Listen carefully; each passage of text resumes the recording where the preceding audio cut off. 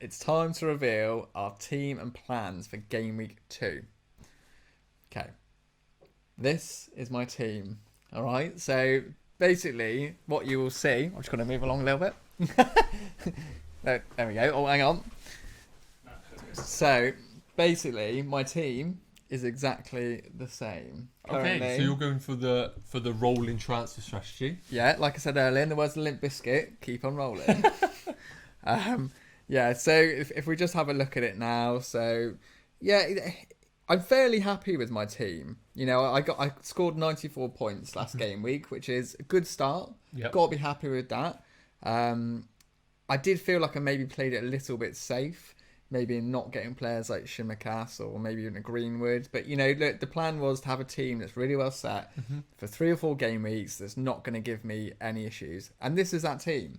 It's given me a solid start, and I feel like I'm going to have a good couple of weeks from now. Okay, so I think one of the interesting things for me this week is actually going to be the Everton Leeds game. Because I've got Dean, Rafinha and Calvert-Lewin, and I've currently got Eiling on the bench. Now, you're going to be really surprised. I actually have a feeling Leeds are going to give Everton a bit of a hiding this weekend. Really? Yeah.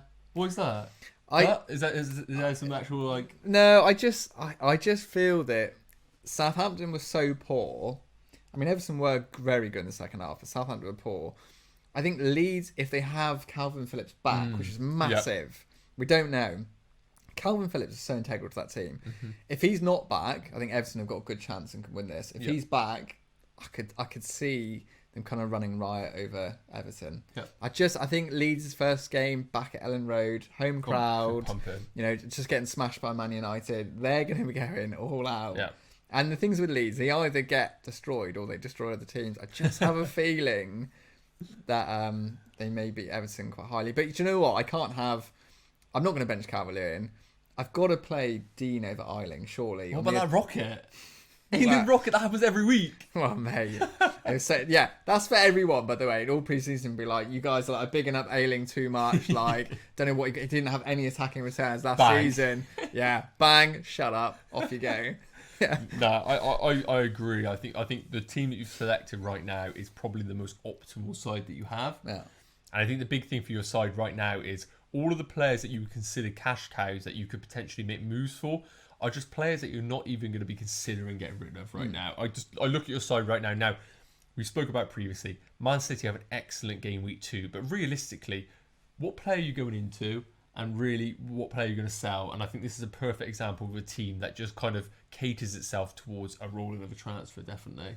I think it is. I mean, if I was worried about players not owned this week, I'm worried about not having Son. I think Son will do really well in the next couple of game weeks. I think Greenwood will do well, but I have no easy way to him.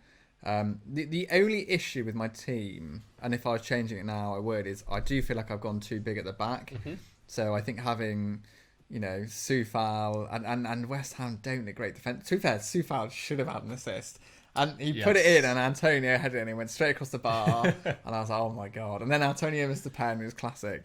But yeah, I think I might have gone a bit too big at the back. And I think there's so much value actually in those kind of cheap midfielder spots. I look at like Salah. Yeah. Ben Rama, I still think we need to wait a little bit. Because if they do get Lingard, that changes everything. Yes. It does. But right now, Ben Rama looks excellent. Yeah. Playing on the left wing, he was getting to the box. It looks great. But wait and see. And I like Mbuemo and Decore as well. So I could change formation at some point. Yeah. All right. That's looking forward. FPL Flips was asking me plans on Rafinha. Rafinha's just to keep. I mean, he should have scored at the weekend. He missed the sitter, and he's just a great player. Like, I've completely got faith in him. I think over the next 5 or 6 game weeks he'll pay it back. If you've got Rafinha, you keep him. Yeah. So yeah, I think it's a role really. And do you have any future plans with your 2 free transfers, or are you just going to be flexible in your strategy going forward? Flexible right now. If I was thinking ahead, I would probably look at kind of maybe a Soufal down to someone, maybe even a Dean down to someone, and then push my 4th midfielder up to Mbuemo, Decore, Salah, one of those players. Yep. But I might have to do a couple of transfers to do that. That's my current long-term thinking. But obviously, if Kane goes to City, God knows what I'm going to do. Yeah, it's game changers. They're absolute game changers, that one. So we just need to wait and see for now, I think. But yeah, it's a very safe team. It's just doing its job. And for the people that quick recap, how did your team get on? 94 points. 94 points. That's decent start. Very good start. About 700k. Nice. So, and like I said, it's set up for the first 4 or 5 game weeks. Yeah. So I know a lot of teams targeted game week 1, and this is what I did last season. I kind of dropped off a bit after that. This team is different. This is meant to keep you more steady. It's a new man. It's a new man. I'm a calm, mature man. No, definitely. But yeah, guys in the chat, let me know what you think of my team. Roast it. Be very careful. Let me know what you think of it. Do you think I should do any changes? Thoughts about the next few weeks? Do you think I'm playing the right players? Love to know what you guys think, definitely. And obviously, captaincy. It's going to be very interesting this weekend. Yeah, should we talk about it after my team? Let's do it afterwards. Let's do it afterwards. All right, so should we have a look at your team, Nacho? Wow. Let's introduce the 100 Club. The 100 Club. No, I know it was a big game week for everyone, but yeah, this team finished on 100 points, like 6 more than this guy. Absolutely flying. Don't want to talk about it. But no, it was a good week. And yeah, it's very similar to Prince here. The team was very much built for future game weeks going forward. So currently, this is my side. Again, exact same team fielded for the following game week. When I looked at my team for the next 3, there was very little that I wanted to change in the team. Obviously going to be some future injuries, and very happy with the way it's looking right now. I think we've spoken about Rafinha. I'm very, very hot on him right now. I don't really mind about that game week 1. I'm holding him for the long term, kind of like an investment in the S&P 500. I'm just looking for them future returns, really. It's a bit of finance, all right. You wouldn't know. Also, I've not a clue what you're straight over his about. head. The finance guys know. You're Come speaking on. Spanish again. Might as well my investments, Jesus. And then the direction I went with this team was going for the Tony direction. I had another team which had Son in it. I went for the Tony move. I saw enough from Tony in that game to be confident going forward with the fixtures coming up. You know, we've got fixtures coming up right now of Palace away, Villa away, Brighton at home. Palace were woeful against Chelsea. I think there's going to be a real good chance for Tony in that fixture. We spoke about Villa. I'm not a big fan of them defensively. And Brighton, we know that they can always be exposed. It's just one of those teams, aren't they? So I think Tony is going to be a good pick long term. And I think that rolling my transfer is going to be the best move long term. And the reason being mainly is I have Shimikas, who we know Robertson's back in training. I'm holding him for one more game week. Just give me one more game week. Give me that clean sheet and then you can go. And Ings. Game week 3 is his last good fixture. Then we go into a run of really tricky fixtures. So I think my strategy right now, rolling that free transfer is going to be absolutely valuable because those 2 players right away are going to be moves that need to be made. So potentially a game week 3-1 transfer. And then I have 2 free transfers in game week 4. I could possibly do Ings to Calvert-Lewin, or I'd go Ings up into someone like Lukaku and then shift another player as a cash cow potentially to afford that move. Maybe a Greenwood if Cavani gets back into the side. So I would reiterate to managers, I think if you can roll your free transfer, I think it's a really, really good move to make. Yeah, I agree. So what you think maybe next week you do Ings either to like a Calvert-Lewin. I quite like Callum Wilson as well, actually. I think he's a good shout. Yeah. So I think Ings for the next 2. We got Newcastle at home and Brentford at home. I think they are brilliant fixtures of Danny Ings. And, after that, Chelsea, Everton, Man United, Tottenham, like they're really fixtures at 8 million that I would need to see Villa really kick on to show that he's worth that 8 million when we got Calvert-Lewin with better fixtures, or even, like I said, the potential to go up into a premium forward. So for me, giving that flexibility with 2 free transfers in the future game weeks is the best strategy. Just quickly, guys, if you haven't already, please like the video and subscribe because it helps us so much. Yeah. And we're throwing everything out there. Yeah, honestly, guys, we're just being as transparent as possible. We really do appreciate it. Definitely. But yeah, no, I think your team is well set. And Tony's an interesting one because I said to you in pre-season, I did think he'd struggle a lot more this season. I think the only issue with Tony is you got a player like Mbeumo who is cheaper, playing in midfield and actually playing higher up than Tony. I know Tony's the goal scorer, I'm not saying that, but he potentially is the better value option. Yeah, he looked brilliant. He looked really good option. Again, small data size, but I do think that if you're looking for that kind of area, like a few are emerging, Smith Rowe, Decore, now him, I think there's some good options in the side, but Brentford have good fixtures medium term, so he could be a nice sideways move if you want to fund a premium forward going ahead. And are you happy with the team you picked? Yeah. At the start of the season? Yeah, I think I'm pretty justified. Again, I had a transfer, I had a draft with Son that would have entailed basically Son instead of Greenwood, and then it would have been Tony as a 4.5 million forward.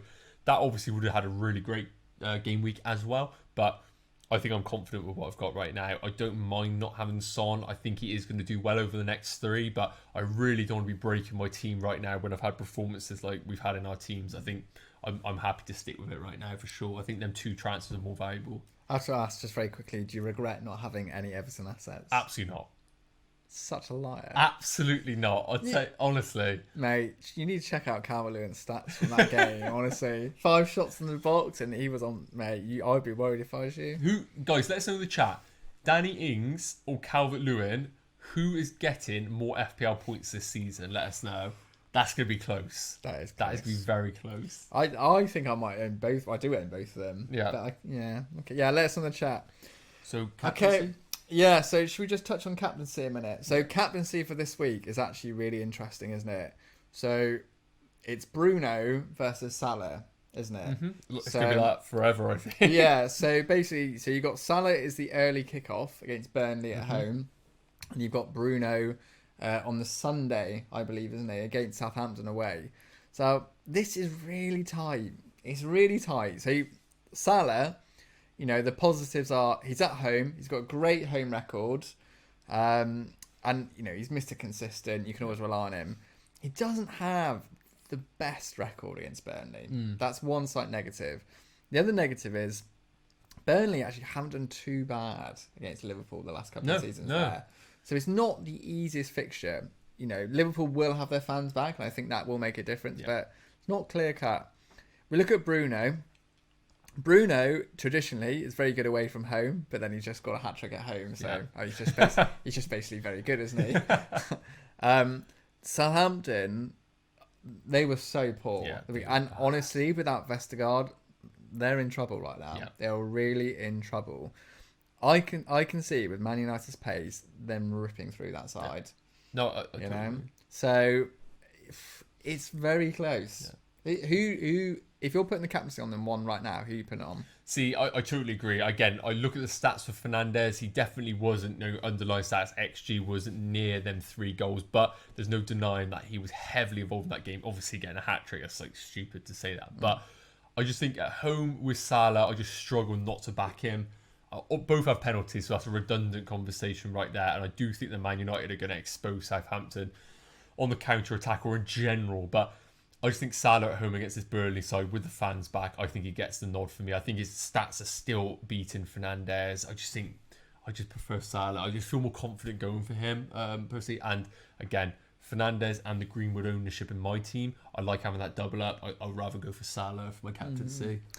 I'm on the fence right now, I'll be honest. So I could go either way. I should take your advice then, actually, because you finished 8k last season. So I shouldn't I, really? Yes, all wisdom. But then you do come out with some rubbish as well. So, who doesn't? Who doesn't? It's for the entertainment, isn't it? No, okay. So that is our team reveals done. Let us know what you think in the comments. Are we doing the right things? Have we got the right plans going forward? Thank you for watching our team reveals.